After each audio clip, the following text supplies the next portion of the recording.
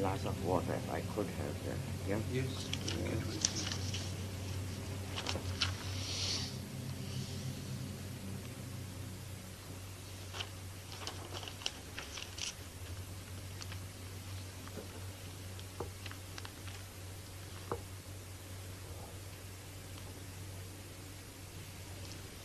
Vous êtes arrivé dans ce pays en 1941, vous veniez d'Europe, vous y vivez donc depuis 32 ans.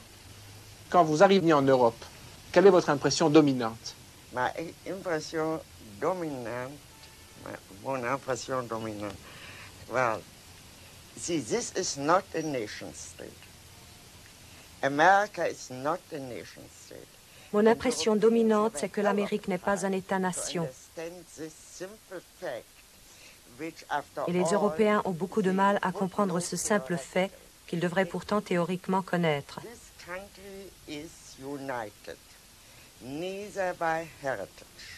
Ce pays n'est uni ni par un héritage, ni par des souvenirs, ni par le sol, ni par la langue, ni par une origine identique.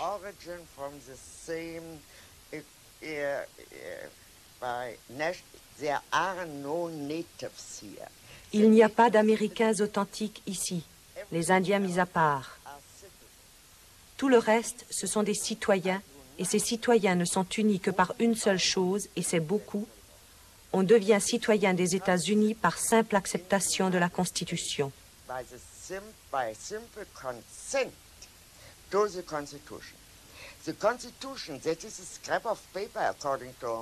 La Constitution, du point de vue français ou allemand, n'est qu'un morceau de papier. On peut la modifier. Mais ici, c'est un document sacré. C'est le souvenir constant d'un acte unique et sacré. L'acte de fondation des États-Unis. La fondation a consisté à réunir en un tout des minorités ethniques et des régions entièrement disparates, sans pour autant niveler et faire disparaître ces différences.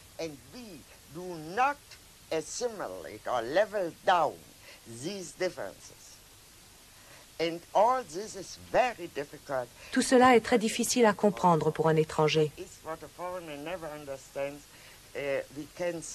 Nous pouvons donc dire que dans ce système politique, c'est la loi qui règne et non pas les hommes. Jusqu'à quel point ceci est vrai et a besoin d'être vrai pour le bien du pays, j'ai failli dire de la nation, pour le bien de l'ensemble des États-Unis d'Amérique, pour la République, à vrai dire. Durant les 10 années qui viennent de s'écouler, l'Amérique a connu une vague de violence politique marquée par l'assassinat du président, de son frère, par la guerre du Vietnam, par l'affaire du Watergate. Pourquoi l'Amérique peut-elle surmonter des crises qui, en Europe, auraient abouti à des changements de régime, voire à des troubles intérieurs très graves?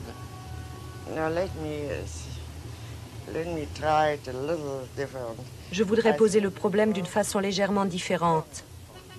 Je pense en effet que le tournant dans toute cette affaire a été l'assassinat du président. De quelque façon qu'on l'explique, et quoi qu'on sache ou qu'on ne sache pas à ce sujet, il était absolument évident que pour la première fois, depuis très longtemps dans l'histoire américaine, un crime s'était directement mêlé au processus politique et l'avait transformé.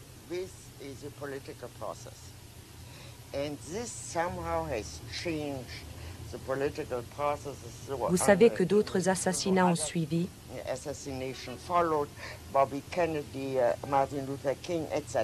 En dernier lieu, l'attentat contre Wallace appartient à cette même catégorie d'actes.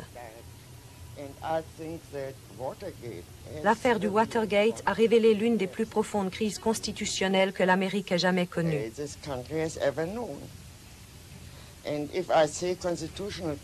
Et quand je dis crise constitutionnelle, c'est beaucoup plus important ici qu'en France. Une crise constitutionnelle en France. Je ne sais pas combien vous avez eu de constitutions depuis la Révolution, mais pour autant que je me souvienne, au moment de la Première Guerre mondiale, vous en aviez eu 14. Je ne veux pas entrer dans les détails, vous savez cela sans doute beaucoup mieux que moi. Ici, par contre, il n'y a qu'une constitution. Et cette constitution est en vigueur depuis près de 200 ans. Le contexte est donc entièrement différent. C'est toute la structure du système politique qui est en jeu.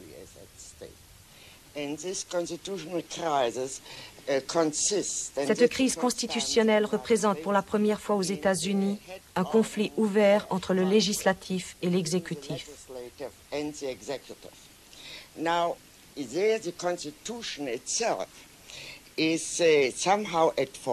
Ici, c'est la Constitution elle-même qui est en partie responsable. Les pères fondateurs ne pensaient pas que la tyrannie puisse surgir de l'exécutif, parce qu'ils ne voyaient dans celui-ci rien d'autre que la simple exécution de ce qu'avait décidé le législateur.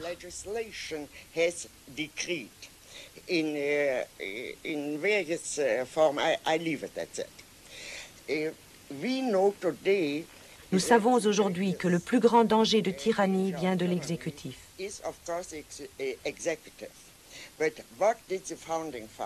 Mais si nous prenons à la lettre l'esprit de la Constitution, que pensaient les pères fondateurs? Ils pensaient s'être libérés d'abord de la domination de la majorité.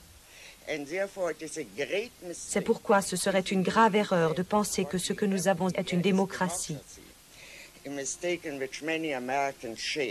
Ce que nous avons ici, c'est un système républicain.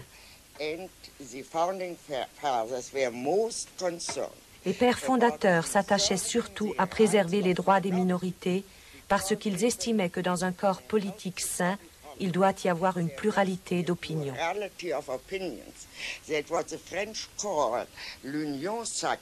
Ce que les Français appellent l'union sacrée était précisément pour eux ce dont il ne fallait pas.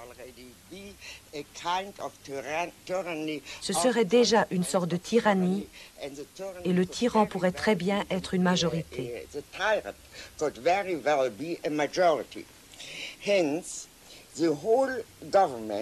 Par conséquent, le système politique tout entier est organisé de telle façon que même après la victoire de la majorité, il y a toujours une opposition.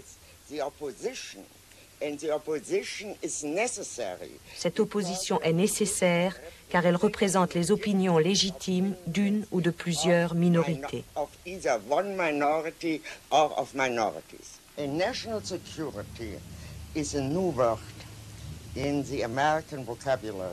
La sécurité nationale est une notion nouvelle dans le vocabulaire américain.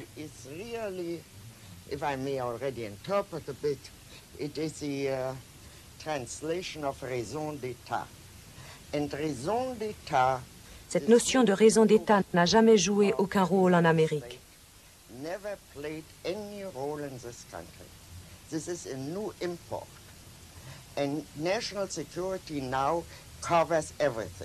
La sécurité nationale couvre maintenant toutes sortes de délits.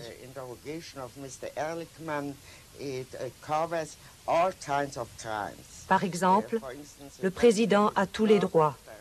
Il est au-dessus de la loi. Le roi ne peut se tromper, c'est-à-dire qu'il est comme un monarque dans une république.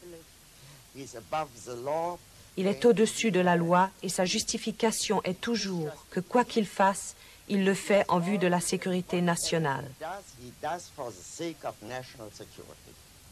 En quoi, selon vous, ces applications modernes de la raison d'État, ce que vous appelez l'intrusion de la criminalité dans le domaine politique, est-elle propre à notre temps? Est-ce que ceci est propre à notre époque? This is proper at notre époque. This, I really think so. Just as the stateless business is proper at notre époque and repeats itself again and again under different aspects in different countries and in different colors. But if we come to these general questions, what is also proper à notre époque? Ce qui est également propre à notre époque, c'est l'intrusion massive de la criminalité dans la vie politique. Je veux parler ici de quelque chose qui dépasse de loin ces crimes, que l'on cherche toujours à justifier par la raison d'État, en prétextant que ce sont des exceptions à la règle.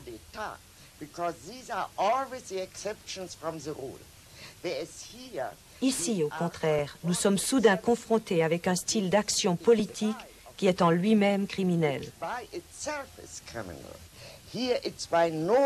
Ce n'est plus une exception à la règle. Ils ne disent pas « nous sommes dans une situation d'une telle urgence qu'il nous faut brancher tout le monde sur une table d'écoute ».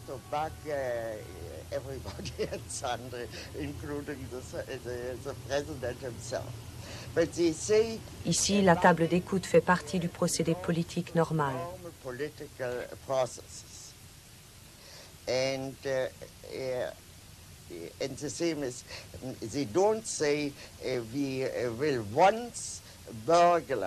Ils ne disent pas non plus « nous cambriolons exceptionnellement les bureaux d'un psychiatre et nous ne le ferons jamais plus ». Absolument pas. Ils affirment au contraire qu'une telle effraction est absolument légitime. Cette affaire de sécurité nationale provient directement de la notion de raison d'État. Cette notion de sécurité nationale que l'on invoque est directement importée d'Europe centrale. Bien sûr, les Allemands, les Français et les Italiens la reconnaissent comme entièrement justifiée parce qu'ils ont toujours vécu sous cette règle. Mais c'était précisément l'héritage européen que la révolution américaine avait l'intention de briser.